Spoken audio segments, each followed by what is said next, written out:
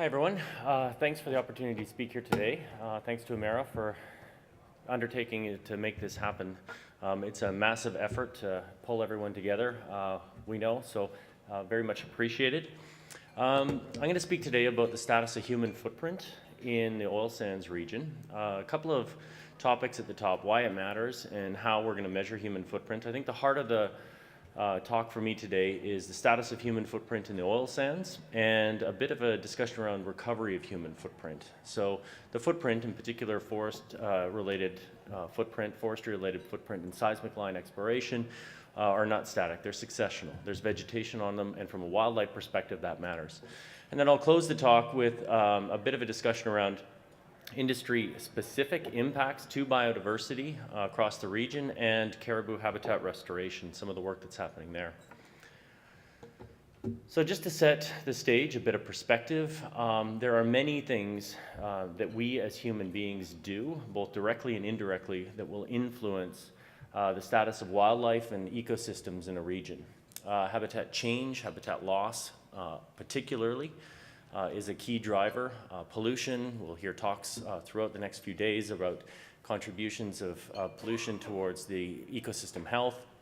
Invasive species are often cited as the second largest driver of change in the health of biodiversity and wildlife across the planet. Then there's things like exploitation, not so much in Alberta, hunting and fishing, but direct mortality associated with some of our infrastructure. Climate change and genetic loss are two other topics that are increasing in importance. But probably, by an order of magnitude, this first one, often cited as habitat destruction, depending on the perspective that you bring to it, this habitat change one is the primary driver in any natural ecosystem or any natural system. It also provides, particularly in the context of Alberta and the oil sands, the greatest opportunities to improve. So on the bottom right-hand side, you'll see a figure. Those are just the townships in Alberta. The higher the bar, the redder the bar, the more human footprint is in that township. For northeastern Alberta, you can kind of see a blob there that represents the mineable region. But by and large, human footprint is nowhere near as advanced as it is in other parts of the province where we've had a century to work on it. We're becoming very deliberate about the addition of new footprint to these land bases, and there's many, many initiatives that are organized to do this. More recently, sort of the regional land use planning, sub-regional planning, that we have a long history of forest planning that goes back decades, DFMPs. There's new protected areas that are being added to this region. So the Lower Athabasca Regional Plan is in the process of adding new protected areas to help manage footprint. Exploration and innovation around how we go about and use the land base and learn about the resources on it, and then offsets. Just as a few examples.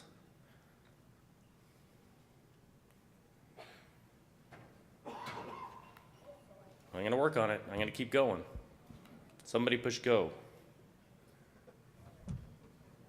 Okay, so there's also increasingly a focus on the deletion of existing footprint. That doesn't remove the aerial influence, but there's certainly an ecological contribution that's being achieved through some of the activities, reclamation and restoration.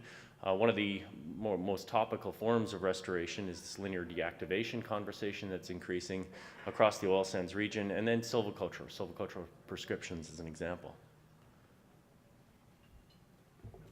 It's going to stop working for me. Both the additions and the deletions of human footprint across this landscape must be effectively tracked, monitored, in aggregate and by sector. So what that means is that we need to know how much there is, how quickly it's being contributed, and what the distribution of that is across the region. Click. And there's many benefits to having a system that tracks this. So certainly we heard from Dr. Taylor this morning, the chair of the Amera board, that there's support for this kind of science, or need for this kind of science to support policy, planning, and regulation. From an academic point of view, from a research perspective, having access to this kind of information in a timely manner matters a whole lot to support research and adaptive management. It also supports communication, being able to report back to the publics, Albertans, Canadians, the world, about the status of our own backyard. So how are we doing? And there's also an interest in marketing Alberta's products. And I think we need to be very upfront and forthright with how we're doing overall, being able to speak to our limitations and our successes in this province and do it from the first person and from a place of knowledge. The Alberta Biodiversity Monitoring Institute defines human footprint as the temporary or permanent transformation of native ecosystems to support land use. And what that means from a GIS perspective is that we draw polygons on a map and then we label them. We label them according to the type of footprint or the type of sector that laid down that footprint. We monitor human footprint in our institute in two ways.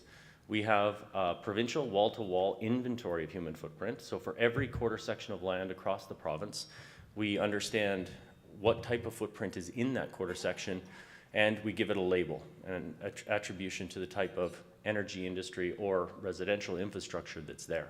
So these inventories currently exist for 2007, 10, and 12, and we're undertaking to do the same thing for 2014. In addition to that, so that map on the right, those the dark quarter sections that are lit up in the mountains in the far northeast, that just means there's no human footprint there right now. Agriculture is the pink, and then there's a lot of energy and forestry industry operating through the rest of the province. In addition to that, at each of our survey sites, so there's a little over 1,500 survey sites that our institute operates provincially. It's a systematic grid. Every 20 kilometers from a remote sensing point of view, we do a 3 kilometer by 7 kilometer sweep of the types of human footprint. It represents a 5.25% sample of the province of Alberta, and we've got data annually for those from 1999 to 2013. And I think we're going to be working to try and go further back in time as well. And this is just an animation of the 1,600 sites that we monitor and the polygons and land use on an annual basis that we track. So we're just going to zoom into the mineable region and hit one of these sites. So it's 3 kilometers by 7 kilometers east-west primarily, mapping the polygons, in that case the mines, moving across to more of an in situ based play. So you're looking at some of the energy infrastructure there, a little bit of the forest industry, and then some of the energy exploration. So this 3 by 7 kilometer sample has a lot more in terms of seismic line exploration. We're going to move across to the western part of the province, and you start to pick up some agriculture. These are polygons highlighted in red. So this again is happening annually. Each one of these 3 by 7 kilometer sites is monitored annually for change so that we also have a trend estimate for the province. What it allows us to do is to speak about the status of human footprint in the oil sands region, or for that matter in any region in the province. So all we're seeing here is the oil sands region, the Athabasca region in the middle, to the left the Peace River deposit, and the Cold Lake Play in the south. Right now the total percentage of absolute footprint on that region is 14%, and that's as of 2013. And you can see the components are broken down into the dominant 7.4% agriculture. Forestry is the next most common, and energy infrastructure, including seismic line exploration and the mines and the in situ infrastructure. If we wanted to look at that same information over time, so what is the trend in the last 15 years? This graph just gives you a sense of the absolute change that's represented by the bars, and then the 3 colors and how they've increased. And what we're seeing is that agriculture in the oil sands region really has remained unchanged since 1999. It is forestry and energy that are both increasing, and that's probably at a rate of around 0.2% absolute footprint per year on average, and it depends. The other thing that we're looking at here is quantifying the recovery of human footprint, particularly in vegetated types of our industrial activity. Not all footprints are created equal. Certainly a clear cut is not the same as my house here in Edmonton or downtown Fort McMurray. Transportation infrastructure, they're quite different. So some of the work that we've been doing in the last few years is looking at what is the ecological contribution that you would expect to receive, wildlife contribution you'd expect to receive from a 15-year-old cut block. We've been working with Alberta Pacific Forest Industries on this one. And some of our data suggests that within cut blocks that are 15 to 20 years old, you can see a bounce back of about 63% recovery for most species. That's not true of all. Certainly it's not true of something like caribou. but it is true for many, many species. We're also working with the University of Calgary under a collaborative research grant supported by Synovus and ConocoPhillips, Alberta Pacific again, looking at the same kind of information for seismic line. Vegetated seismic lines, where are they? How quickly is the vegetation coming back? And what's the ecological contribution of that? And then finally, we're doing some work with Emera and AESRD, Alberta Environment and Sustainable Resource Development, looking at the recovery on reclaimed and certified well sites across the province. And that can be in both an in situ context or in a conventional oil and gas context. With that kind of information, so this is just very preliminary, but with that kind of information, we can speak then about what I call it discounting of human footprint. So we know the absolute aerial amount of it, we know the type, where it's at, but in the context here of forestry, what we might be able to do is apply a discount to the forestry footprint as it becomes more mature, turns into mature forest and contributes to the overall ecological integrity or wildlife. So what we've suggested here is that instead of the 14%, which I previously presented, the absolute footprint for the oil sands region could be 13.4%. And that would then account for at least a portion of what wildlife and ecological benefits we were receiving back from the forestry operations. Last year, we released a report on the status of biodiversity in the Athabasca oil sands region. Many of you will have seen this kind of graph before, and I think there's going to be some reports floating around if people want to pick it up. But what we're looking at here is a status assessment for many, many, many species across vast regions that we call the Peace River, Athabasca, and oil sands deposits. And today we're looking at about an 85% biodiversity intactness for the Peace River, Athabasca oil sands at about 94, and Nicole Lake at about 72.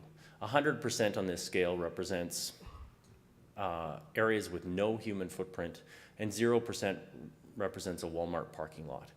And so to give you a kind of a scale of where we're at, that doesn't mean that the mines themselves are good habitat. They're not. There is no ecological or very little ecological benefit, and that's not why we're managing those landscapes. But what it does mean is that at a landscape scale, at the entire regional scale, much of the development is not there right now.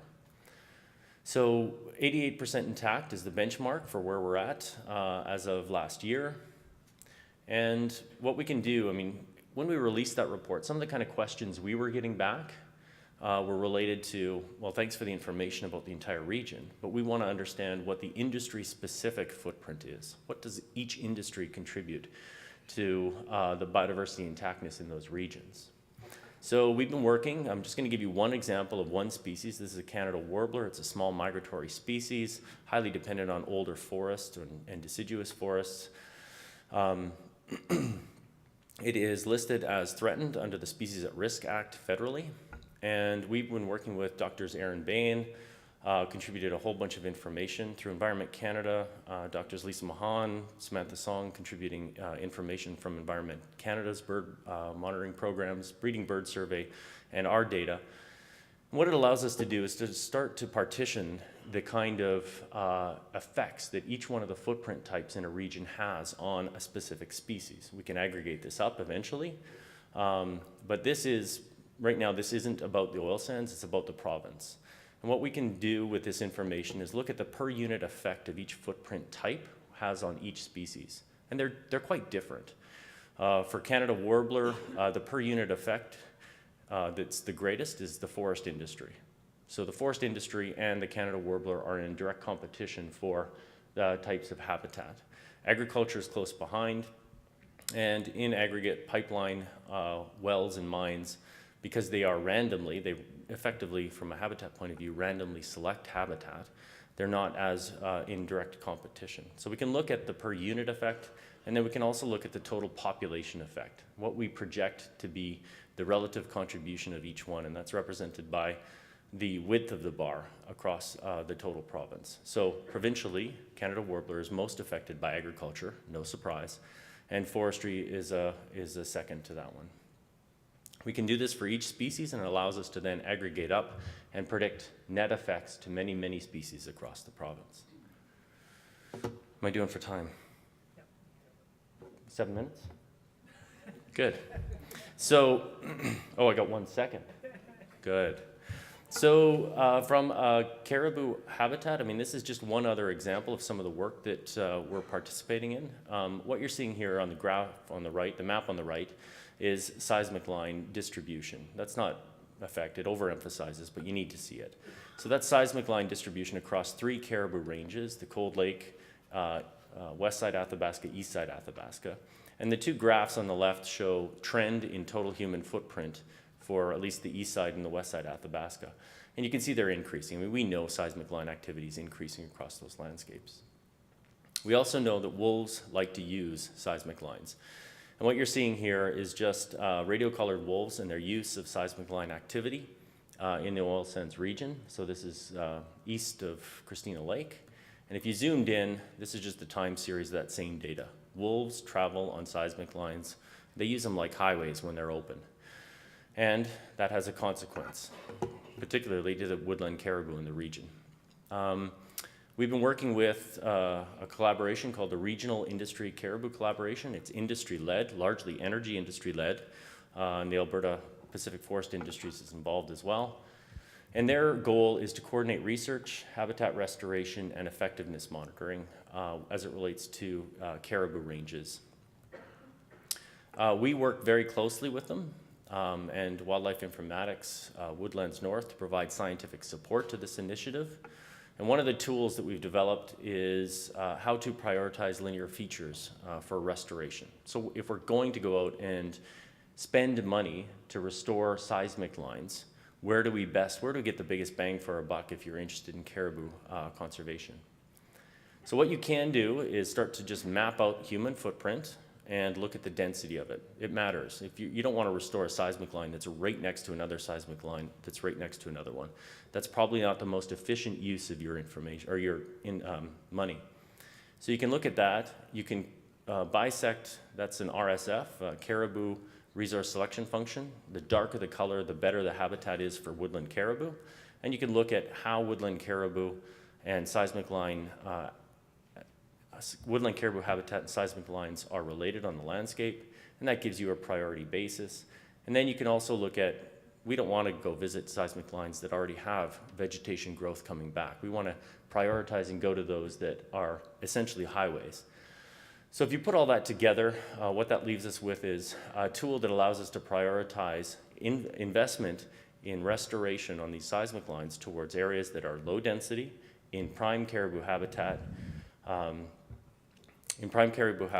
and that don't have vegetation growing on them today. So future work in this area, right now we're working closely with AESRD and AMERA to enhance the human footprint monitoring program for the province. Next up, we're really interested in increasing the accuracy, both spatial and temporal, of that data, the speed that the information is brought back, and a better accounting around restoration and reclamation practices. So where's that happening and what's the net benefit of that? Funding and acknowledgements, I'm never sure how to do that. So I've acknowledged everyone. Most of the money for these programs has run through JOSM, as contributed by the energy sector, and more recently working closely with AMERA on that one. If you want to learn more, you're welcome to ask anybody from the ABMI or visit Twitter, blog, or website. Great, thank you. So the clock is still showing a couple minutes for some questions for him specifically. Great, yeah, if you could hop right up to the mic, that'd be great. That very interesting presentation. I've got a couple of questions. One is how you relate human footprint to the concept of ecological footprint. Second one would be how you build, out of what you were presenting, I could see some of the glimmerings there, but how you build a cumulative assessment approach to all of this.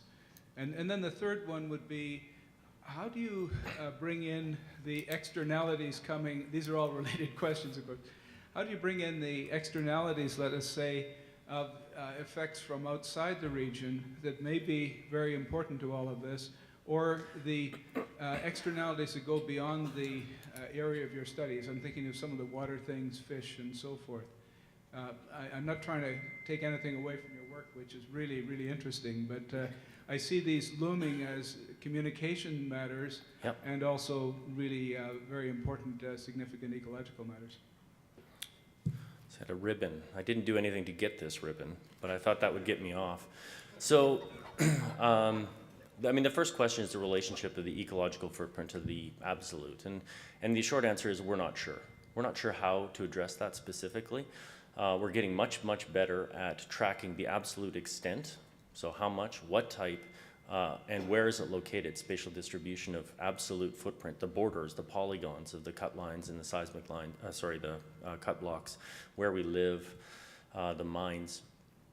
What we are less clear about is then how, I mean, in some of those cases, a paved road is never going to recover. It will never be contributing in a meaningful way to ecology or ecological integrity.